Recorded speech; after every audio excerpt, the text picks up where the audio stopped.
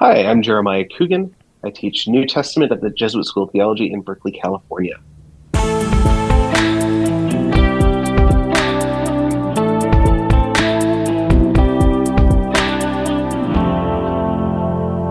Dr. Jeremiah Coogan. Jeremiah, great to see you. Welcome back to Exegetically Speaking.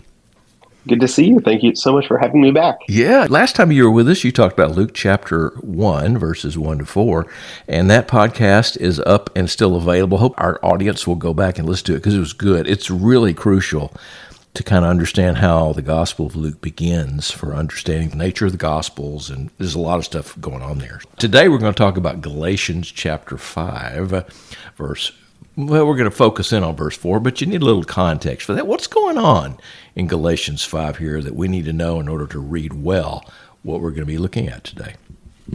Yeah, so the broader context here in Galatians is Paul's conflict with some number of Christ followers in Galatia about the role of the Jewish nomos, the Jewish law, in their following of Christ, and specifically the role of circumcision in being Christ followers and in participation in both the covenant of Christ and the covenant with Abraham, the covenant of circumcision. That's the context for what Paul does here in our passage. He's getting rather polemical, and Paul wants his readers to recognize that circumcision doesn't do what they think it does. That's sort of the end game here, that they think circumcision will do things that Paul says, no, that doesn't do that. But actually, to understand what Paul's doing, we have to look closely at the Greek, because there are some real interpretive questions that often get sort of smoothed over in translation. Mm-hmm. We're going to be looking at verbs particularly today, but let's tell us a little bit about 5:2, 1 to 6 in there, because a lot of it's about circumcision, as you said, but it's also about being unified with Christ, right? Being together with Christ, not having fallen from grace, as the statement goes. We're really looking at some of those verbs, aren't we? Yeah. As many listeners will know, Greek has forms that are underdetermined. One kind of verbal form that's underdetermined is when you have the question whether a verb is a middle or a passive. So middles are verbs that express sort of an intermediate kind of agency in which the person to whom the verb refers is doing something to themselves or is in the process of doing something. There are lots of ways we try to make that middle work in English.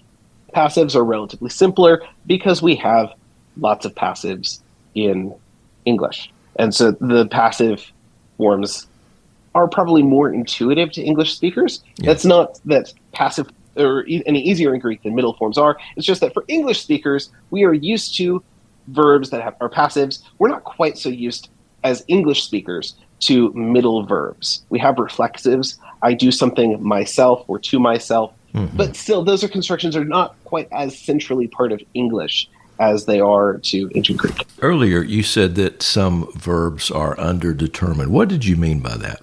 The forms of some verbs don't tell you which of several different possible forms they might be. Looking at our passage, we have peritemnesta. That's in Galatians 5:2.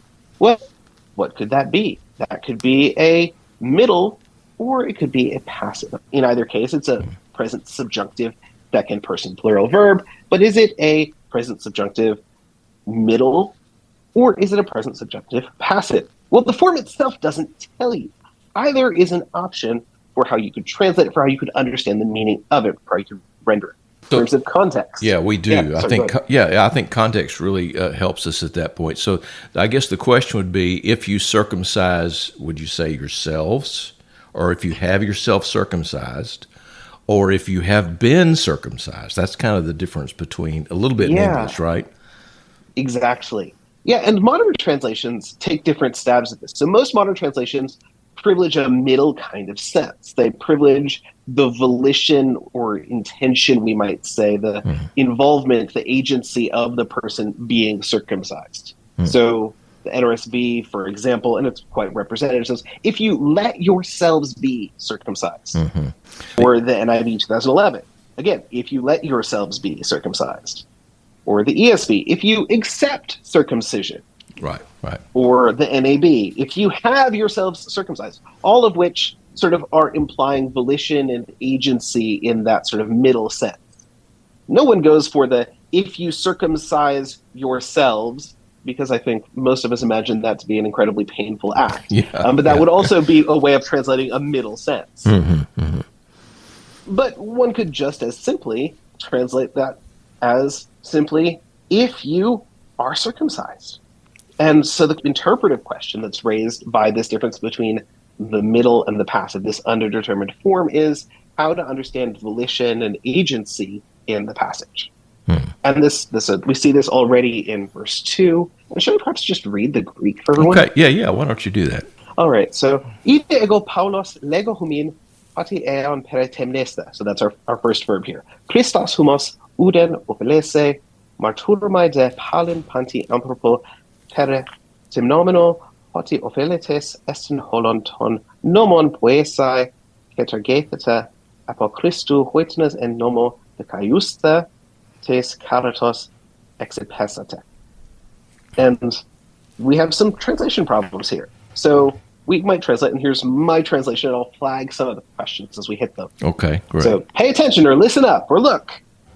I, Paul, am telling you that if you let yourselves be circumcised or are circumcised, Christ will not benefit you at all. Once again, I testify to every man who is circumcised or who lets himself be circumcised that he is obliged to perform the entire law. You who want to be justified or who are being justified by the law are voided, and that's another verb we could talk about, from Christ. You are deprived of the gift or grace. We can note as well that there's a lot of really interesting economic language here that Paul uses. But the freighted question here is how to think about that question of intention and volition. How we've taken these underdetermined forms, those things that could be a middle or could be a passive. And modern translators have tended to sort of front that intention and volition of the middle voice. And I don't think that's necessarily wrong or necessarily incorrect, but it's an interpretive move that is non-obvious from the Greek. And it's an interpretive move that we don't see if we only read an English translation, not least because the vast majority of English translators have taken the same approach, and so you can't even lay different English translations side by side to see differences in how they've taken that move. So in particular, let's look at that first verb in verse 4, katergeistete. That's a really interesting text. I don't know how far we can go with that. And I'm looking at the ESV. You are severed from Christ. Because there's a kind of a play on words with the act of circumcision, because in circumcision, you're severing the foreskin. You have been severed from Christ, or you are severed from Christ. But that word doesn't mean severed, does it? It does not. What does this it is mean? A place where I think it means to void or nullify. And at a metaphorical remove, you can think about voiding or nullifying as cutting off or severing. But this is a place where I think our translators have had too much fun. They've introduced an innuendo into Paul that's actually not there in the Greek text of Galatians 5:4 at all.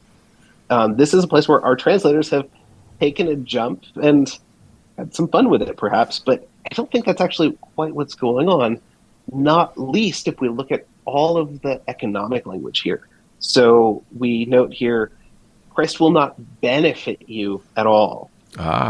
Everyone who lets himself be circumcised or is circumcised, again, keeping that option open, is obliged to, or maybe even just is a debtor to, perform. And that we can rent. Poesai is also often just a verb of economic or contractual obligation to perform the entire law.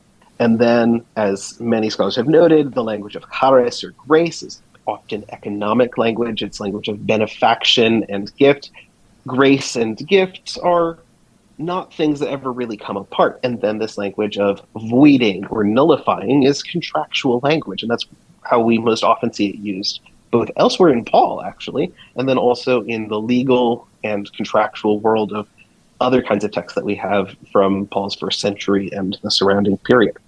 So I don't think that cutting off here, which is, of course, we should say, something that Paul can do when he wants to go there. Well, in verse 12, he goes there, right? Yes, exactly. He does. Yeah. Sometimes Paul goes there, but he hasn't gone there here. And this is a place where actually I think our modern translators have enjoyed making that jump in a way that Paul didn't.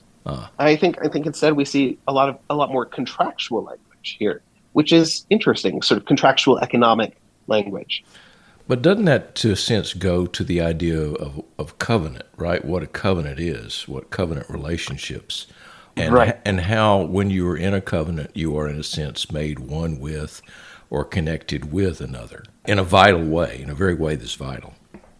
Yeah, I know. I think that's right, and I think that Paul has leaned into the Greek linguistic resonances of diatheke, which are more obviously legal and contractual than the Hebrew barit.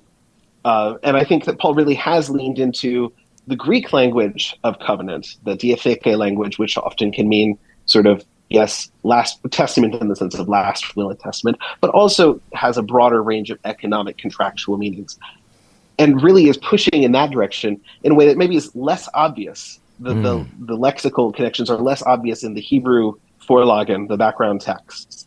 So I do think that language of covenant is present here, but more specifically, that Paul is working in a Greek linguistic idiom. And I think that's worth noting.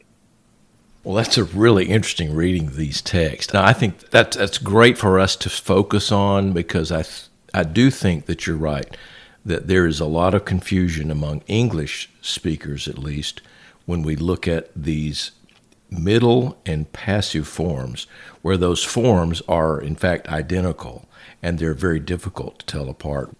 Dr. Jeremiah Coogan, thanks for being with us today on Exegetically Speaking. Thank you so much for having me. I really enjoyed it. Dr. Jeremiah Coogan is a fine young scholar teaching out in Berkeley. Do you know how he got started reading Greek? Well, he got started at Wheaton College in an undergraduate program in classical languages in Greek. Now it's your turn. Check out the show notes for links to Greek and Hebrew programs there. You'll find what you need. Get started today.